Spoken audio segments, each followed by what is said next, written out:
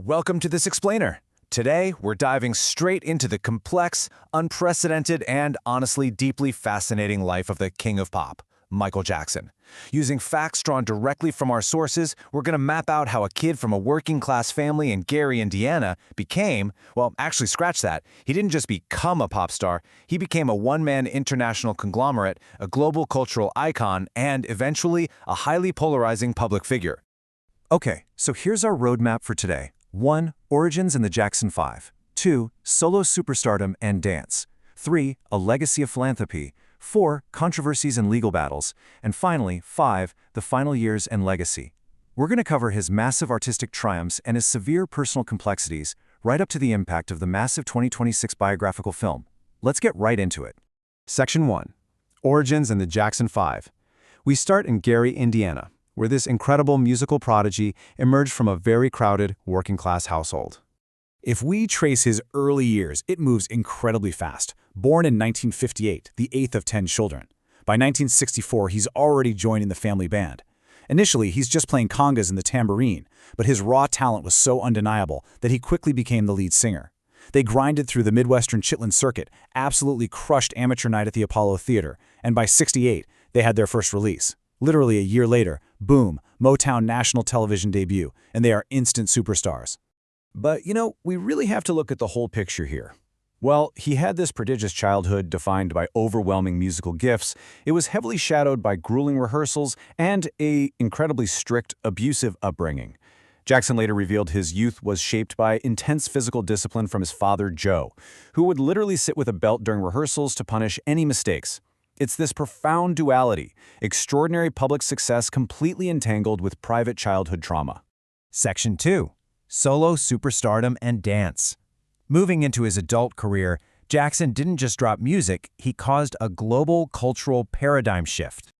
I mean, we are talking about a staggering, record-shattering run of albums here. Starting with Off the Wall in 1979, he started breaking down major barriers.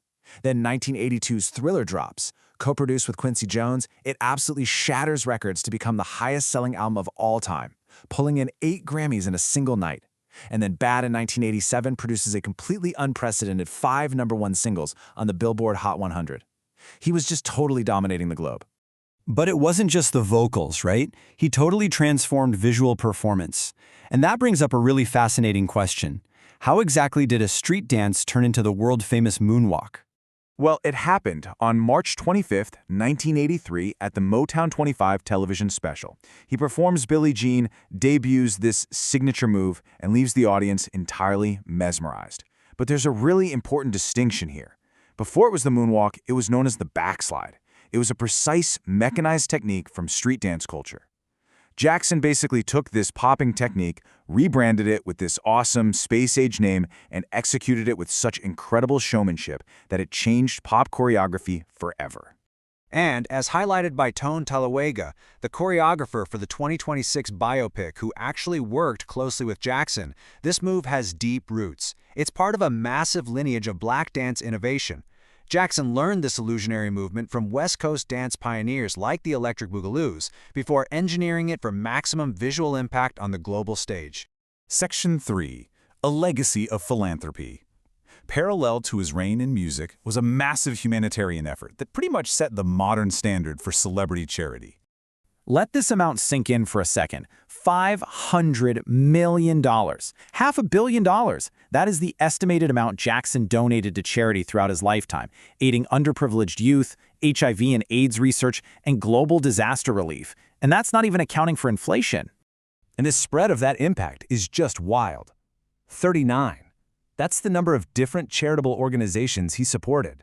It's an achievement that actually landed him a spot in the Guinness Book of World Records back in the year 2000.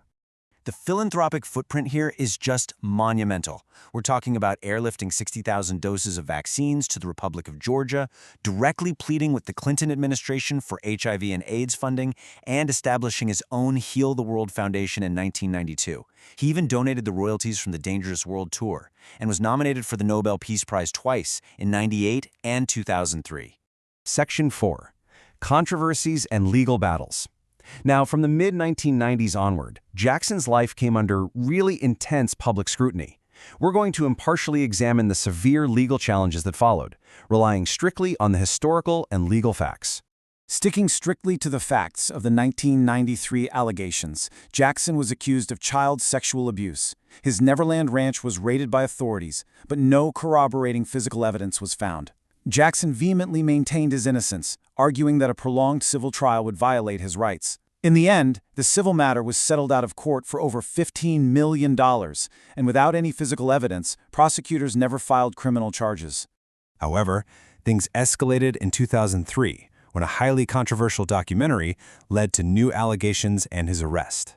This brought about the 2005 People v. Jackson criminal trial. Facing 10 criminal counts, the trial became an absolute media circus outside the Santa Barbara courthouse. It spanned 14 weeks of intense testimony, with over 130 witnesses taking the stand. Jackson chose not to testify himself, releasing a video instead to state his innocence. After 32 hours of deliberation, the jury acquitted Jackson of all charges. As one juror actually explained to CNN later, the jury concluded that the physical evidence required to prove guilt beyond a reasonable doubt just simply wasn't there in the prosecution's case. Section 5. The Final Years and Legacy. Following the trial, Jackson largely retreated from the public eye. His final years were marked by significant financial struggles, a period living overseas in Bahrain, and, eventually, an attempt at a massive musical comeback. He was gearing up for this massive 50-show residency in London called This Is It. But tragedy struck. On June 25, 2009, Michael Jackson died from cardiac arrest caused by acute propofol intoxication, which had been administered by his personal physician, Conrad Murray. His sudden death sent unprecedented shockwaves across the internet, literally crashing major websites for a bit, and it cemented a deeply complicated but totally indelible legacy. Today, his impact on music, dance, and culture is so profound that it has literally spawned its own growing field of academic study. Scholars in the Michael Jackson Academic Studies Journal now spend their time dissecting his global identity, his auteurism, his fashion, and his massive cultural impact. And the public's fascination? It's clearly enduring. Just consider the box office for a second. $937 million. That's the worldwide gross for the 2026 biographical film Michael, starring his real-life nephew Jafar Jackson.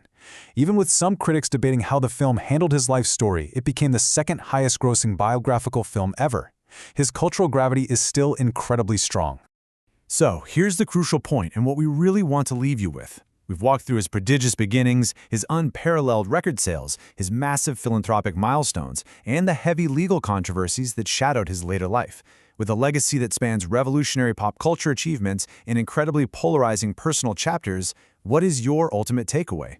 How do you, personally, weigh the art against the artist? Thank you so much for joining me on this explainer, and as always, keep questioning the history behind the headlines.